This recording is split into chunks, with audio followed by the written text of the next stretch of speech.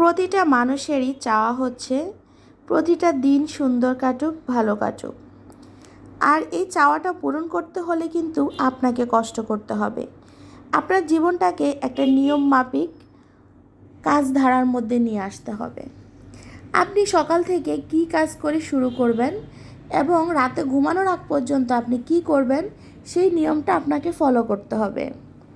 তাহলে আপনার সকালটা যেমন সুন্দর হবে, রাতের ঘুমটাও তেমন ভালো হবে, কারণ আপনার কোনো চিন্তা থাকবে না। আসসালামু আলাইকুম, কেমন আছেন সবাই? আশা করি সবাই ভালো আছেন। আমরা প্রতিটা মানুষই কোনো না কোনো কাজে সবসময় ব্যস্ত থাকি। একটা মেয়ে সকাল থেকে তার পরিবারের জন্য, তার নিজের জন্য রান্না বান্না, খাওয়া দাওয়া সব কিছু করে থাকে। আর একটা ছেলে তার ফ্যামিলির জন্য, তার সবার জন্য সে কিভাবে টাকা ইনকাম করে সবাইকে সুখে রাখতে পারবে সেই চিন্তাটা করে থাকে। তাই সে যদি নিজেকে নিজের কাজে ব্যস্ত রাখে এবং কি তার ফ্যামিলিকে সময় দেয়, তাহলে তার দিনটা যেমন ভালো যাবে, তার পরিবারের সাথে কাটানোর সময়গুলোও ভালো যাবে। তাই সবসময় নিয়মমাফিক চলা উচিত। আমি আজকে রান্না করছি মূলা দিয়ে, মাছ দিয়ে রান্না করব। আর আমি মূলার সাথে একটু আলু দিয়ে দিয়েছি, কারণ বাচ্চারা খেতে পছন্দ করে, তাই একটু আলু দিয়ে দিয়েছি। প্রতিটা সবজির এত দাম, বাজারে গেলে আসলেই বোঝা যায়।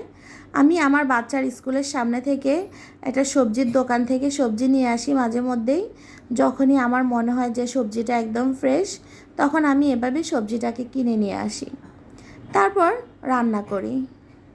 আপনারা যারা আমার ভিডিও দেখছেন একটা লাইক দিয়ে দিবেন, আর যদি ভালো লাগে একটি সুন্দর কমেন্ট করবেন। আর যদি আর একটু বেশি ভালো লাগে তাহলে সাবস্ক্রাইব করে আমার পাশে থেকে যেতে পারেন। আপনারা যদি আমাদেরকে এভাবে ভালোবাসেন তাহলে তো আমরা সামনে এগিয়ে যাব, কারণ আমরা সংসারের কাজের পাশাপাশি এই ভিডিওগুলো করে থাকি।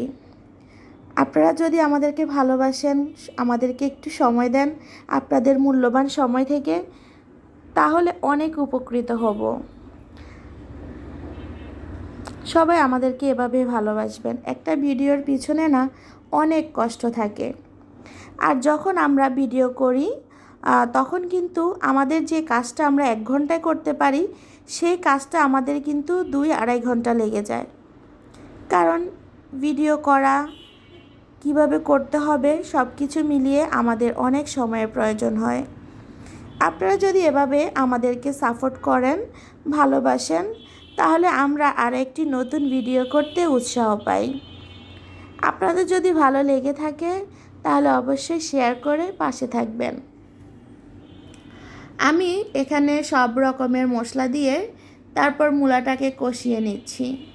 আর যত ভালোভাবে কষানো যাবে তত কিন্তু খেতে মজা হবে। আমার কষানো শেষ, এখন আমি গরম পানিটা দিয়ে দিয়েছি। আর এই গরম পানিটা সবসময় বলি, সবজিতে সবসময় গরম পানি দিতে হবে। আর আপনি যদি গরম পানি দেন তাহলে তরকারিতে বলকটা তাড়াতাড়ি চলে আসবে, আর আপনার রান্নার স্বাদও ঠিক থাকবে এবং তাড়াতাড়ি রান্না হয়ে যাবে। তারপর এক এক করে আমি মাছগুলো দিয়ে দিচ্ছি। এই মাছগুলো এই পর্যায়ে দিতে হবে, তাহলে মাছের মধ্যে সবজির একটা আলাদা ফ্লেভার পাওয়া যাবে।